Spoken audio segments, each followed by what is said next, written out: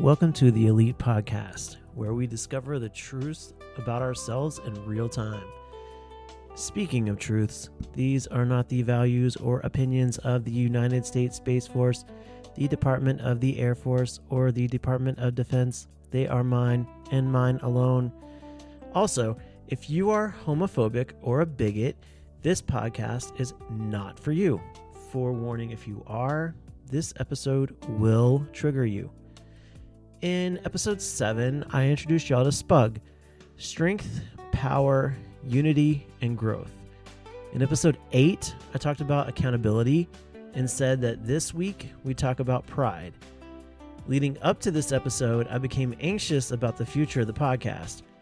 I moved all of my episodes over to YouTube so that when new episodes come online, listeners can binge the rest of them.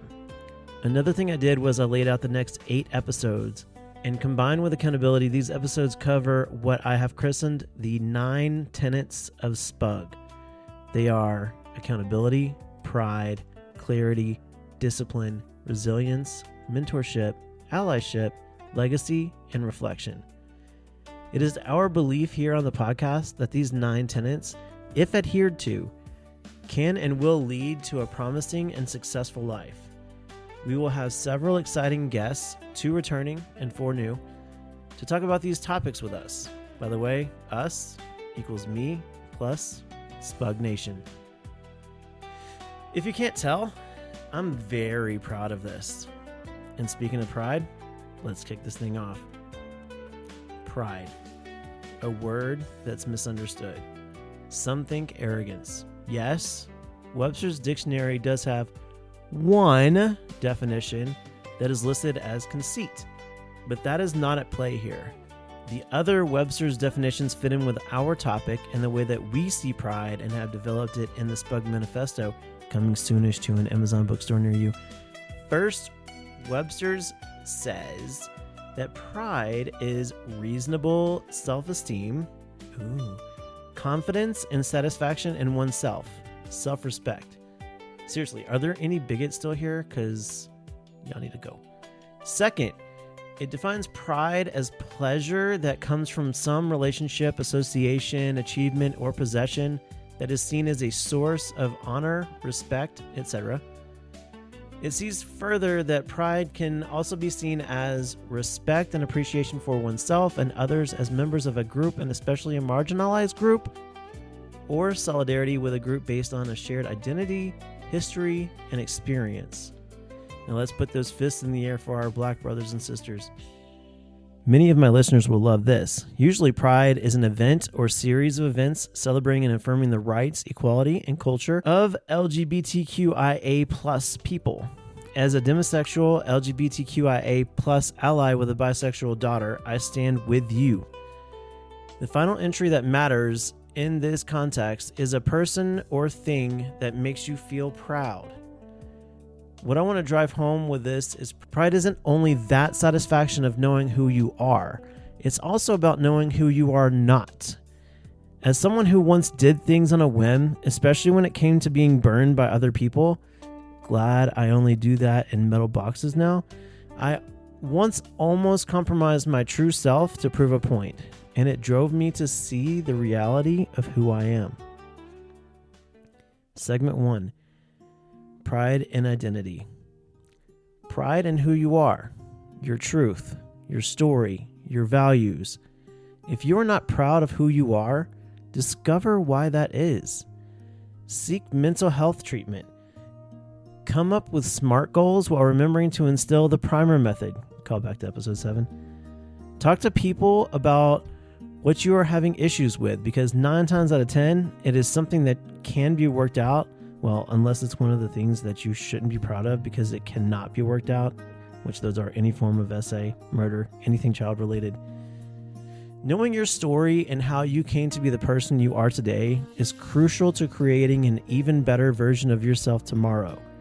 When you look back at your life, do you ever think to yourself in shame, man, I can't believe I used to blank? Well, you shouldn't.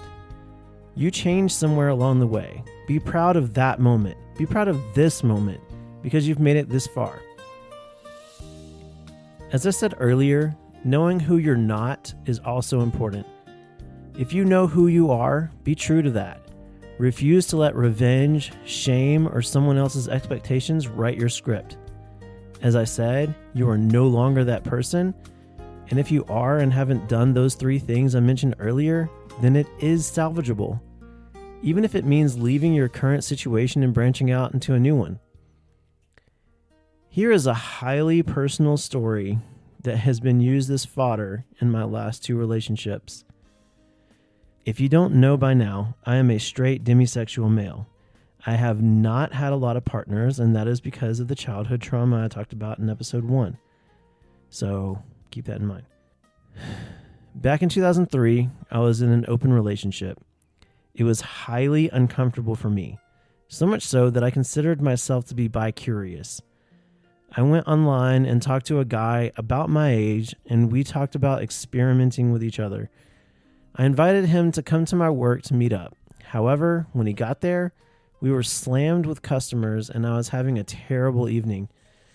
Think Christians getting out of church on a Sunday and screaming at car hops in their church clothes. Yes, it was Sonic, because they specifically asked for no pickles on the burger, and here I was, the manager, having to field all of it. That's the scene. So when that same car hop came to me while I was doing something in the back of the store to tell me he had arrived, I was not having it. Like, can't he see that this is a bad time? So I requested that she tell the guy that I was busy, which was true, and I looked out the window and motioned/mouthed, "I'm sorry, I can't do this." Now, why am I telling you this story? I almost went against my own self-worth, my dignity, my pride, and did something that I would have regretted the rest of my life. It's not that he was a dude and I'm a dude. It was not me.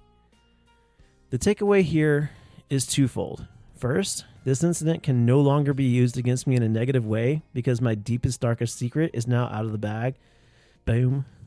And second, pride is clarity. Oh, I like that word. In your reflection. Oh, there's another one. Even if the world questions you, you must know your own answer. Segment 2, pride and actions. What are your standards? What are your barriers?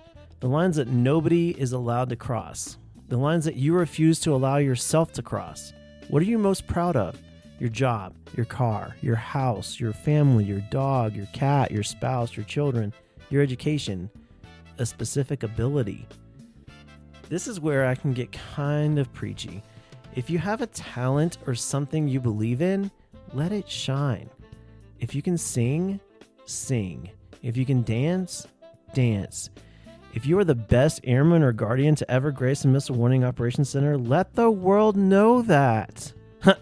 Sorry, I had to do that one. I am not conceited. I, a dude with imposter syndrome, have the trophies. Pride means not cutting corners, not betraying your own code, even when no one's watching. That, of course, is also the meaning of integrity. Self-respect plus integrity equals pride. Kind of like love and marriage. You can't have one without the other. Okay, sorry. That's a 90s theme song, y'all. Some of y'all are way too young for that. Freaking Emma. This is of the utmost importance and a key takeaway of this episode. Arrogance demands recognition. Pride stands even without applause. Pride is about standing for what you believe in, but not being too big to take in criticism. I am not a perfect person by any stretch of the imagination. Obvi. I have failed more Air Force PT tests than most members will even take, and that is not an exaggeration. As I stated in episode 3, my weight has fluctuated over the last 21 plus years. This has caused multiple knee and foot injuries, which delayed my ability to train for the fitness test when I was healthy. But also, not being prepared to test 100% of the time was a fallacy on my part. I am not proud of that, but I'm also not too proud to say that.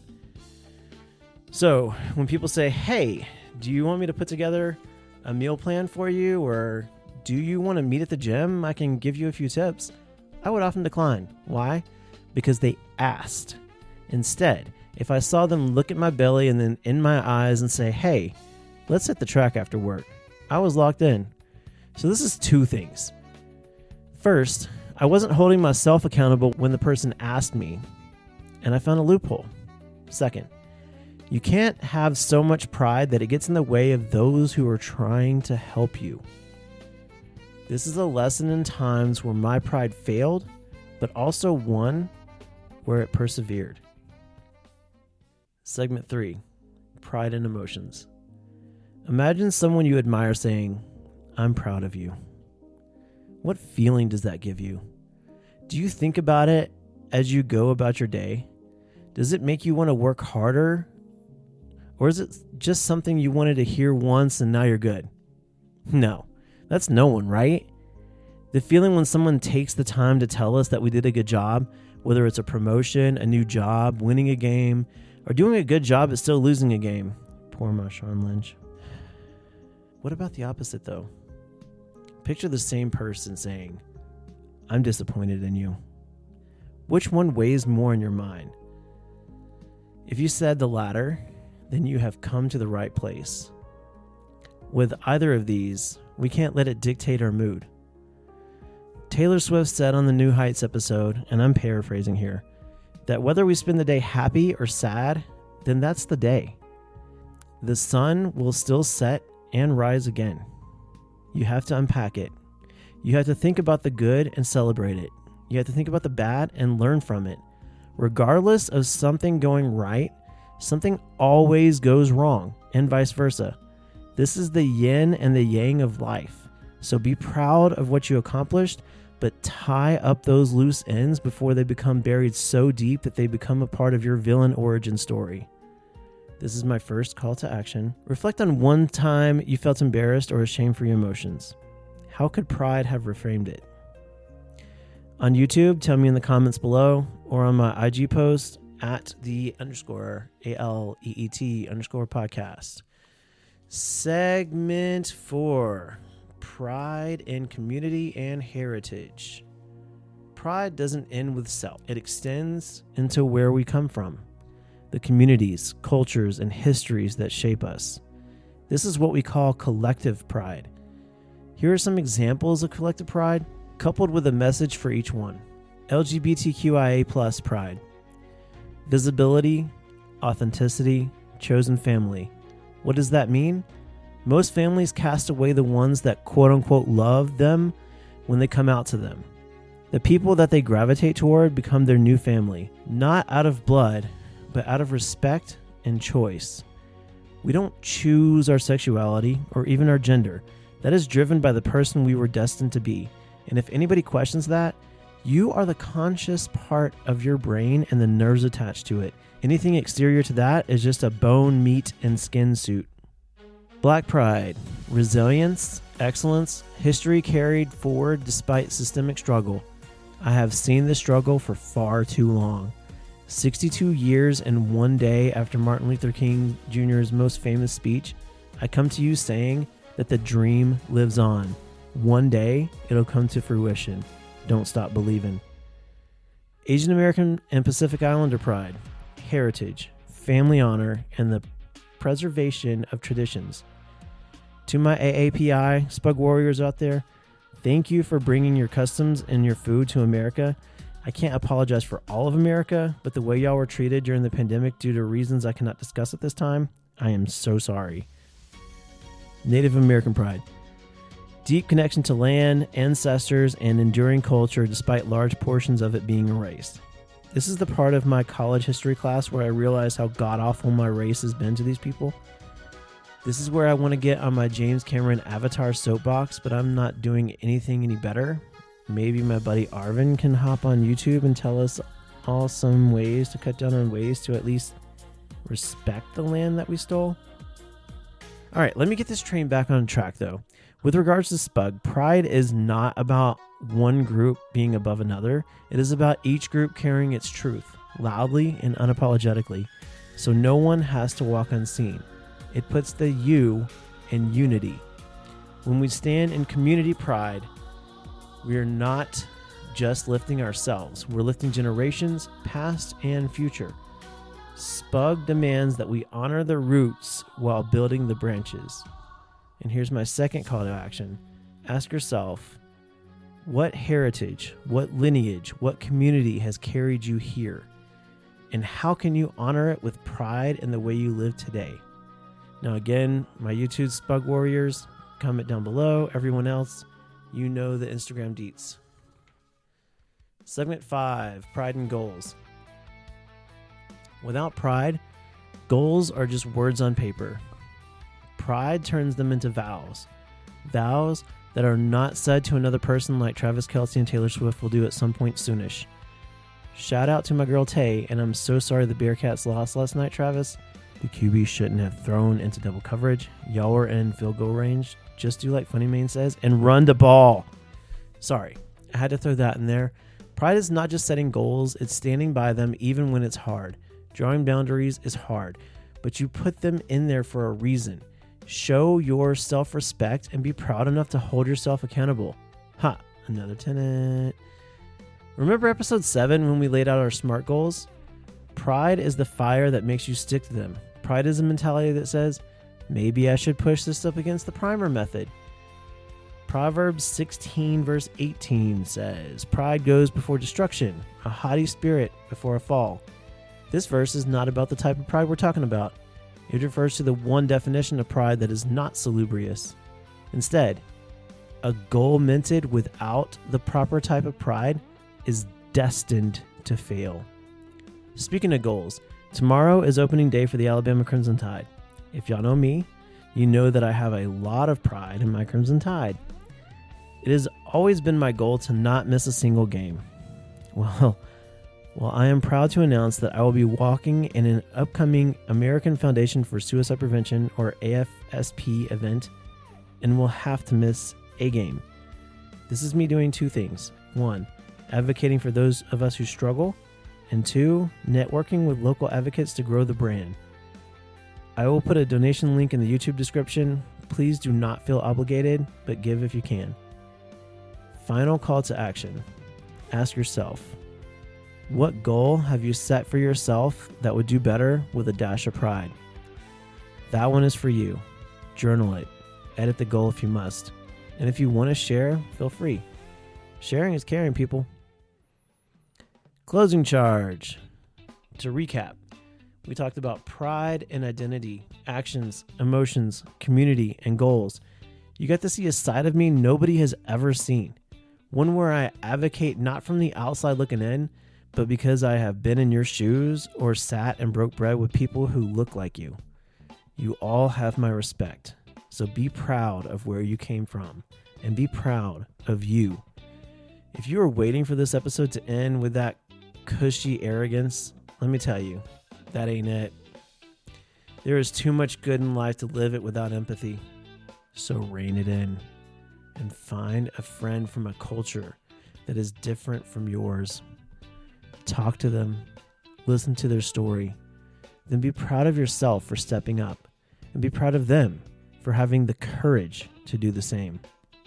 Now, if you want clarity, come back next week and we'll be talking to my former student turned friend, whom I intend to have on multiple times, Dina Armstrong. So stand tall, be proud, and until next time, stay SPUG and ALeeT.